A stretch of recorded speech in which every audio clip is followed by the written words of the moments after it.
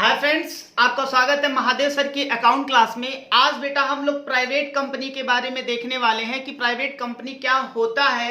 बेटा private company हमने ये बताया था कि कंपनी क्या होता है। कंपनी बेटा एक आर्टिफिशियल पर्सन होता है, कंपनी एक कृत्रिम व्यक्ति होता है। कंपनी को बनाता कौन है बेटा? Company incorporated by law. Company को बेटा कौन बनाता है? कंपनी को कानून बनाता है। तो अब इसमें आगे हम लोग देखें कि अगर कंपनी को कानून बनाता है तो फिर कंपनियों में जो टाइप्स होते हैं बेटा, उन टाइप्स में एक टाइप्स आता है प्राइवेट कंपनी। प्राइवेट कंपनी क्या होता है, आज इसके बारे में बेटा हम लोग जानेंगे। Private company,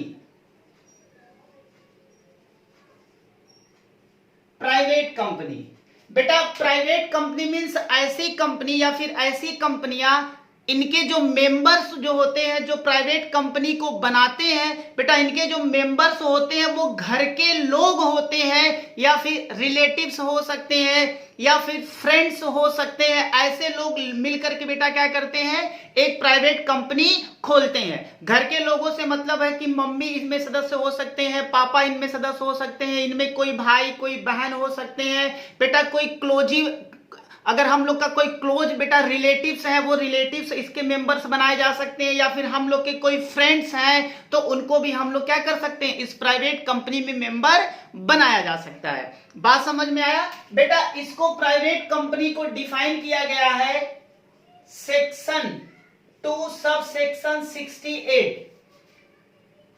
of company act, of company act 2013। बेटा इसको प्राइवेट कंपनी को सेक्शन 2 सब सेक्शन 68 में डिफाइन किया गया है। बेटा इस प्राइवेट कंपनी के एक आर्टिकल ऑफ एसोसिएशन होता है। आर्टिकल ऑफ एसोसिएशन मींस बेटा एक ऐसा डॉक्यूमेंट होता है जो कंपनी के रूल्स और रेगुलेशन को बताते हैं। यानी कि प्राइवेट कंपनी में एक आर्टिकल ऑफ एसोसिएशन होता है जिसे आप पार्षद अंतर नियम कहते हो। ये क्या होता है बेटा? ये एक ऐसा डॉक्यूमेंट्स होता है जो कंपनी के रूल्स और रेगुलेशन को बताते हैं। इस आर्टिकल ऑफ एसोसिएशन में, आर्टिकल ऑफ एसोसिएशन में, आर्टिकल ऑफ एसोसिएशन बेटा, इस आर्टिकल ऑफ एसोसिएशन जिसको आप AOA भी कहते हो, इस आर्टिकल ऑफ एसोसिएशन में कुछ बातें बेटा लिखी होती हैं। सबसे पहला पॉइंट क्या लिखा होता है बेटा? सबसे पहला पॉइंट इस आर्टिकल ऑफ एसोसिएशन में ये लिखा गया है कि प्राइवेट कंपनी के जितने मेंबर्स होंगे वो अपने राइट को ट्रांसफर नहीं कर सकते हैं। यानी कि transfer of right, transfer of right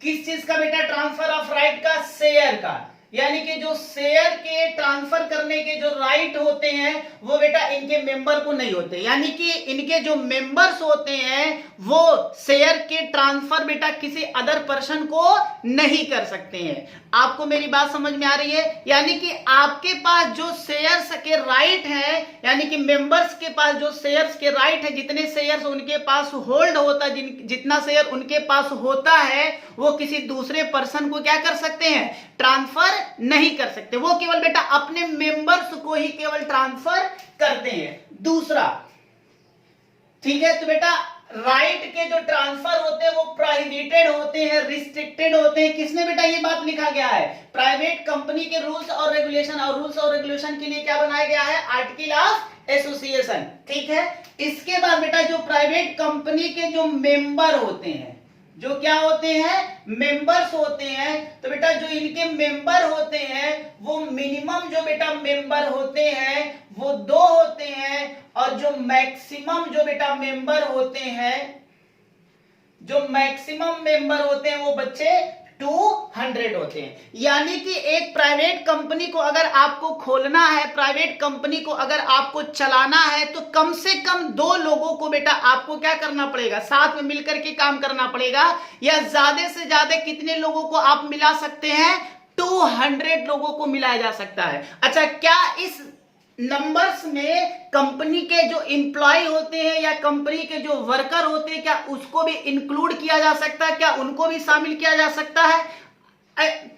ऐसा ऐसा नहीं बेटा, बिल्कुल भी नहीं। यानी कि जो कंपनी के वर्कर या जो एम्प्लॉय होते हैं वो इस नंबर्स में आते नहीं है।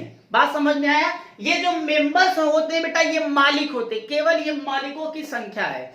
समझ में? इनमें कोई कर्मचारी नहीं होता है बेटा, कर्मचारी को आप अलग से रख सकते हो, वो इसमें काउंट नहीं होंगे। क्लियर? थर्ड पॉइंट इसका बेटा आर्टिकल ऑफ एसोसिएशन में ये लिखा होता है कि ये पब्लिक, बट बेटा ये पब्लिक इशू नहीं निकाल सकते हैं। यानी कि ये पब्लिक में कोई भी इशू या फिर कोई भी इन्विटेशंस क्या कर सकते हैं? नहीं निकाल सकते हैं। फॉर इशू ऑफ शेयर और इशू ऑफ डिवेंचर। बेटा डिवेंचर्स के लिए या शेयर को इशू करने के लिए, सब्सक्राइब करने के लिए ये पब्लिक के बीच में नहीं जा सकते हैं। अगर कभी प्राइवेट कंपनी को कैपिटल की जरूरत पड़ती है, एक बात बेटा मैं आपको और बता दूं कि जब प्राइवेट कंपनी को कैपिटल की जरूरत पड़ती है या फिर जब भी कंपनी को कैपिटल की जरूरत पड़ती है तो बेटा वो अपने शेयर्स को इशू करते हैं पब्लिक में, या फिर अगर आप प्राइवेट कंपनी हो तो अपने मेंबर्स को इशू करते हो और वहां से कैपिटल इकट्ठा कर लेते हो।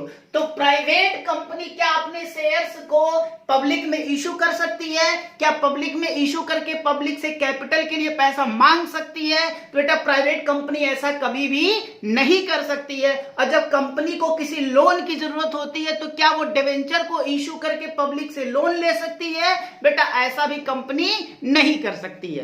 बात समझ में आया? यानी कि शेयर्स को और डिवेंचर को इशू करके कभी भी प्राइवेट कंपनी बेटा पैसा पब्लिक से नहीं ले सकती। अच्छा, क्या ये बैंक से भी पैसा नहीं ले सकती है? लोन के रूप में ले सकती है बेटा, बैंकों से तो लिया जा सकता है, बट पब्लिक से आप ऐसा नहीं कर सकते हो। इसके बाद बेटा चौथा पॉइंट इसमें और आता है कि अगर एक प्राइवेट कंपनी है तो बेटा प्राइवेट कंपनी का जो भी नाम रहेगा, मान लो प्राइवेट कंपनी, बेटा हम लोगों ने एक कंपनी बनाया, प्राइवेट कंपनी बनाया, तो प्राइवेट कंपनी का जो भी आप नाम रखोगे, जैसे हमने मान लो बेटा एबीसी हमने नाम रखा, हमारे कंपनी का क्या नाम रहेगा? एबीसी। तो कैसे समझोगे कि जो ये एबीसी है वो बेटा कंपनी है और कंपनी है तो प्राइवेट कंपनी है, ये कैसे समझा जाएगा? तो बेटा प्राइवेट कंपनियों के नाम के साथ साथ आपको क्या करना पड़ता है? Private limited. बेटा प्राइवेट लिमिटेड शब्द आपको लगाना पड़ेगा, यानी कि जो आपने नाम रखा हुआ है इसके साथ साथ प्राइवेट लिमिटेड, बेटा इसको शॉर्टकट में पीवीटी लिमिटेड बोला जाता है। यानी कि पीवीटी मींस प्राइवेट और एलटीडी मींस लिमिटेड। यानी कि जब भी आप किसी कंपनी का, कोई प्राइवेट कंपनी का नाम रखोगे तो उसके नाम के आगे बेटा हमें प्राइवेट लिमिटेड शब्द लगाना पड़ेगा। तो बेटा ये रहा प्राइवेट कंपनी। और बेटा इसमें और एक पॉइंट आता है कि जो इनके डायरेक्टर होते हैं बेटा, जो इनके डायरेक्टर होते हैं वो बेटा जो मिनिमम डायरेक्टर होते हैं, मिनिमम डायरेक्टर, मिनिमम जो बेटा डायरेक्टर की वो संख्या होती है वो कितनी होती है? 2। यानी कि एक प्राइवेट कंपनी में कम से कम 2 डायरेक्टर का होना जरूरी है। ये बेटा रहा आपका प्राइवेट कंपनी। प्राइवेट कंपनी को सेक्शन 2 सब सेक्शन 68 में बेटा डिफाइन किया गया है। इसके बेटा आर्टिकल ऑफ एसोसिएशन जो रूल्स और रेगुलेशन को बताता है बेटा, ये रूल्स और रेगुलेशन को बताता है। किसको बताता है? रूल्स और रेगुलेशंस को बताता है। तो उनके रूल्स और रेगुलेशन में जरा देखो क्या लिखा गया है। ये अपने शेयर के ट्रांसफर करने का बेटा इनके मेंबर्स के पास राइट नहीं होता है। इनके जो मेंबर्स के जो बेटा नंबर्स होते हैं मिनिमम 2 होते हैं, मैक्सिमम 200 हो सकते हैं।